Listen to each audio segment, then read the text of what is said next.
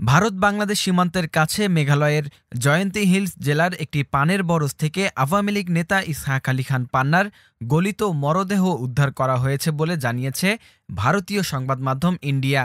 ভারতীয় সংবাদ মাধ্যমটির প্রতিবেদনে বলা হয়, সীমান্ত থেকে প্রায় ১.৫ কিলোমিটার দূরে গত সোমবার সন্ধ্যায় মরদেহটি উদ্ধার করা হয়। মেঘালয় পুলিশ পাসপোর্ট দেখে পান্নাকে শনাক্ত করেছে।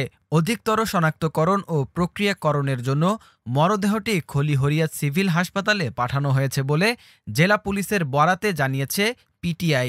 গত ৫ আগস্ট শেখ হাসিনা সরকারের পতনের পর পিরোজপুর জেলা আওয়ামী লীগের প্রভাবশালী নেতা পান্না আত্মগোপনে ছিলেন বলে পরিবার সূত্রে জানা গেছে।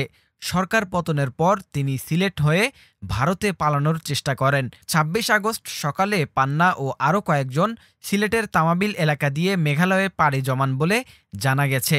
সকাল ৬টার দিকে তারা কাছাকাছি একটা পাহাড়ে পৌঁছেন। সেখানে পান্নার গুরুতর শ্বাসকষ্ট শুরু হয়। তিনি হাঁটতে পারছিলেন না। তখন পথেই তার মৃত্যু হয়েছে বলে ধারণা করা হচ্ছে। অন্যান্য প্রতিবেদনে বলা হয়, পান্না বর্ডার সিকিউরিটি ফোর্স বিএসএফ এর ধাওয়া খেয়ে পালানোর সময় মারা যেতে পারেন। কর্তৃপক্ষ এখনও তার মৃত্যুর পারিপার্শ্বিক পরিস্থিতি তদন্ত করছে। ১৯৯৪ সালে ছাত্রলীগের কেন্দ্রীয় কমিটির সাধারণ সম্পাদক ছিলেন তিনি। সর্বশেষ জেলা আওয়ামী লীগের সদস্য ছিলেন। ২০১৪ সালে তিনি পিরোজপুর ২ কাউয়াখালী ভান্ডারিয়া নেসারাবাদ আসনে আওয়ামী লীগের মনোনয়ন পান, কিন্তু ১৪ দলীয় জোটকে আসনটি ছেড়ে দেওয়ায় তাকে সরে দাঁড়াতে হয়। সাবেক আইনমন্ত্রী আনিসুল হক রিমান্ড শুনানি চলাকালে আদালতকে বলেছেন, আমরা দুইজনেই কোটা আন্দোলনের পক্ষে ছিলাম। আমি নির্দোষ, ঘটনার বিষয় কিছুই জানি না। আদালতের কাছে ন্যায় বিচার চাই। শুনানি শেষে তাদের ৫ দিনের রিমান্ড মঞ্জুর করেছেন আদালত। রাজধানীর বাড্ডায় বৈষম্য বিরোধী ছাত্র আন্দোলনে সুমন শিকদার নিহত হওয়ার ঘটনায় দায়ের করা মামলায় এই রিমান্ড মঞ্জুর করা হয়। বৃহস্পতিবার সকাল ৭টার দিকে পুলিশ তাদের আদালতে হাজির করে। পরে ১০ দিনের রিমান্ড চাইলে ঢাকা মহানগর হাকিম মোহাম্মদ নুরুল হুদা চৌধুরী ৫ দিনের রিমান্ড মঞ্জুর করেন। গত ১৯ জুলাই রাজধানীর বাড্ডায় নিহত হন সুমন শিকদার।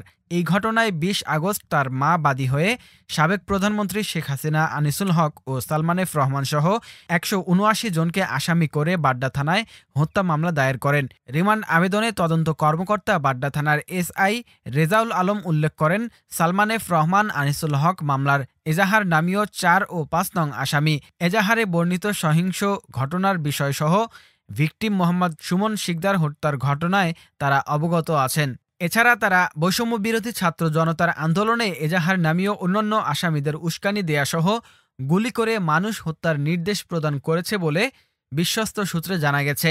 এর আগে ১৩ আগস্ট গোপন তথ্যের ভিত্তিতে নৌপথে পলায়নরত অবস্থায় রাজধানীর সদরঘাট এলাকা থেকে সালমান এফ রহমান ও আনিসুল হককে গ্রেফতার করা হয়। বুধবার নিউ মার্কেট এলাকায় দোকান কর্মচারী শাহজাহান আলীকে হত্যার অভিযোগে দায়ের করা হত্যা মামলায় তাদের দুজনের ১০ দিনের রিমান্ড মঞ্জুর করেন ঢাকা মেট্রোপলিটন ম্যাজিস্ট্রেট মামুনুর রশিদ।